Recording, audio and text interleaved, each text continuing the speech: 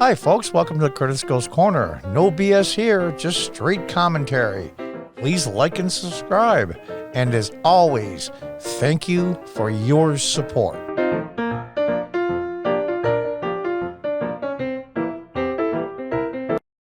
Hi folks, welcome back to Curtis Goes Corner. From Just the News. Prisoners to be eligible for $1,400 payments under latest COVID relief package. As a result of a federal court ruling, inmates were also eligible for payments under prior coronavirus relief legislation. Prior coronavirus relief legislation. In other words, you idiot Democrats didn't give it to them last time. They were eligible. Oh, Lord.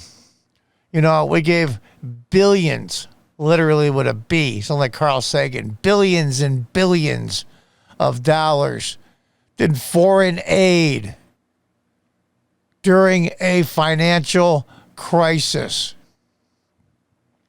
We're printing money so it'll be like the old Germany prior to World War II, where the inflation rate is so high, it pays to burn the money rather than buy wood. Jesus. Let's read on. The Senate recently approved the Democrats' $1.9 trillion coronavirus relief package, which includes $1,400 checks for eligible individuals. But some lawmakers are displeased that prisoners will also receive the monetary payments. The package, which cleared the Senate on a party line vote Saturday, must still be approved by the House prior to heading to President Biden's desk. But according to Fox News, inmates will be able to receive individual payments under the legislation, as they were under prior coronavirus relief bills that included $1,200 and $600 payments to eligible individuals. Excuse me, get a drink here. My left is Tears mug. Damn good mug. The IRS tried to withhold stimulus checks from incarcerated individuals, but a court forced their hand to offer the checks in October, Fox reported. There was nothing written in the previous two relief bills or the one passed Saturday against inmates receiving the checks. Sorry if I seem a little off. Last night I was in the emergency room late. It's the only place you can get them. I was bitten about 10 days ago by a dog in front of my store. Pretty good bite out of my leg. Didn't pierce, and it cut me pretty good, and it bled, but it didn't go through my jeans. And so there was a good chance, maybe if it's only 1% chance, that I got rabies, because they took off, the owner of the dog and another guy. And so being I have less than 1% chance to get rabies is 100% fatal. So I had to get a series of shots last night late. I'm a little under the weather. The side effects kicked my behind, both of my legs, both of my arms. Plus, I just feel like crap. But I'm going to do videos anyway, thick or thin. So for all you dog owners out there, don't be an asshat. If your dog bites somebody, stick around just to see if he had his shots. Anyway, that's enough of my personal issue. Let's move on. GOP Senator Bill Cassidy of Louisiana, Ted Cruz of Texas, and Tom Cotton of Arkansas offered an amendment to the current stimulus bill to bar federal and state prisoners from getting a payment. But the amendment failed in a tight 50-49 vote. Who the hell was missing? According to Fox News, Cassidy's press release indicated the proposal would have saved taxpayers about $1.9 billion. How can all 50 Democrats vote against giving stimulus money to incarcerated state and federal prisoners? Being they're paying $3 for a thing of ramen in the little store in the prisons, it's just going to be the state and the counties that get all the money. What they call that? Commissary. That's what it is in jail, a commissary. And who the hell was the missing Republican? I would have liked to have seen our current vice president, but not for long, Kamala Harris, do the tie-break vote that gives money to prisoners, because she's going to be president. My guess, I guess they're going to stretch it out probably until the end of the year, beginning of January. In other words, start off a new year fresh with a brand new president. And then we're going to get to see who the hell the vice president is going to be. Oh, man, that's going to be fun. But let's move on. I digressed enough. Prisoners have all their living and medical expenses paid for them by the taxpayer, Cassidy said during remarks about the proposed amendment. They don't pay taxes. They don't contribute to the tax base. They can't be unemployed. In other words, inmates are not economically impacted by COVID, and inmates cannot stimulate the economy. But under this bill, Democrats are giving prisoners, again, sometimes incarcerated for heinous crimes, a $1,400 check.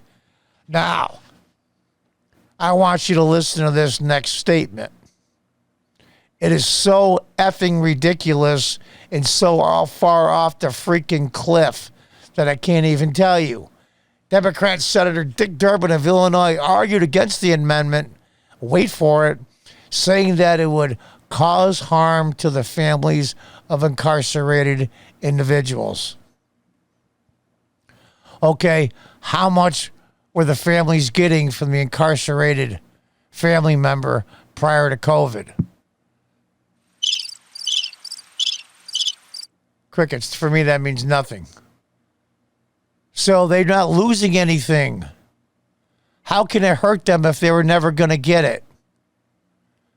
Saying that it would cause harm to families of incarcerated individuals that get a stimulus check while they're in jail. From anything from multiple DWIs to murder of children and everything in between. Noting that moments ago, the Democrats in this chamber just voted to spend $1,400 stimulus checks to murderers, to rapists, and child molesters incarcerated in prison. Cruz offered an amendment he said would deny stimulus payments to illegal aliens. Durbin pushed back. Well, of course. If Ted Cruz or Hawley or any of those had the formula for cold fusion, they'd get voted down. Oh, God. Durbin pushed back, claiming that the legislation does not allow undocumented individuals to receive payments. Let me be clear, undocumented immigrants do not have Social Security numbers. Oh, want to bet? Somebody else's. Durbin said, they do not qualify for stimulus relief checks, period. What the hell does that have to do with incarcerated prisoners? The answer is nothing.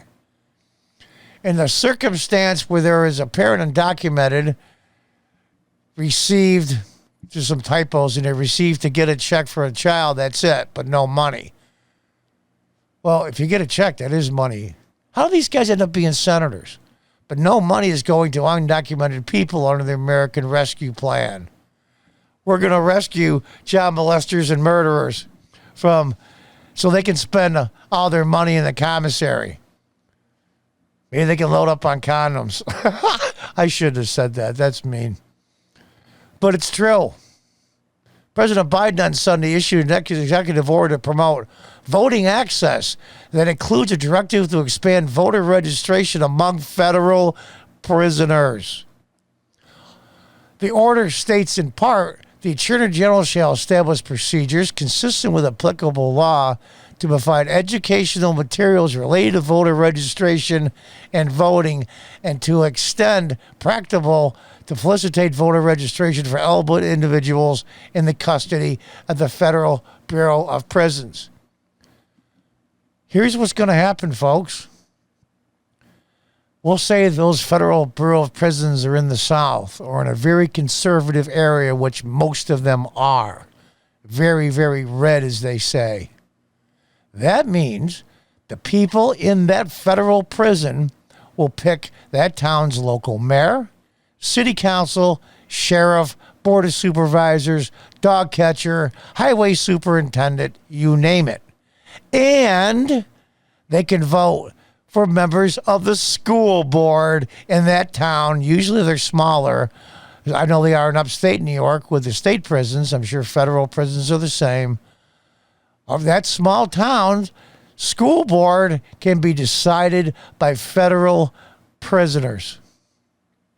Because they'll be the swing votes, depending how big the president is, and you're pretty good size as a rule, and 5, 6, 700 votes in a medium-sized small town can swing the ballots one way or the other. Thank you, President Biden.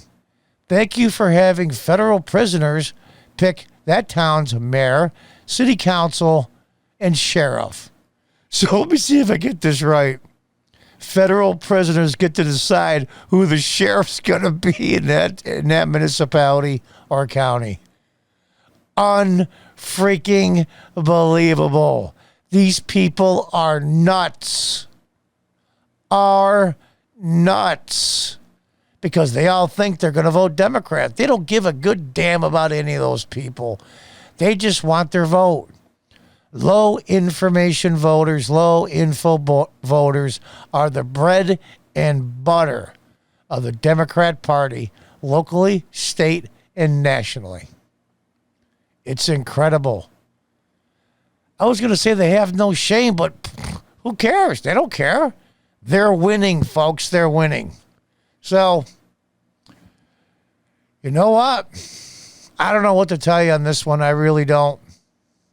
All I can say is, if any of you are in swing congressional districts and say you're a Democrat that voted for the Republican, or whoever voted for this stupidity to allow federal prisoners and all the rest of the crap that's in it, and you're in a swing state or swing congressional district, and you cross party lines to vote for this Congress member, make sure you call their office and email them at least once a week and have hundreds of other people do the same and say how many votes that individual lost. Because I'll tell you the truth, you don't think a couple of hundred votes matter? I live in New York 22, which is upstate New York. And former Congresswoman Claudia Tenney was beaten 2 years ago by Anthony Brindisi. She got her seat back, and she won by 109 votes. And it took 3 months to count them all. 3 months. So you don't think that little bit makes a difference? You're sadly mistaken. In a swing district, it makes all the difference. And all you need to do is pick up 10 seats for the Republicans, and the Democrats' reign of terror and stupidity is over, at least for 2 years. Think about that. Your votes counts a lot more than you think. And until the next time, goodbye and good luck.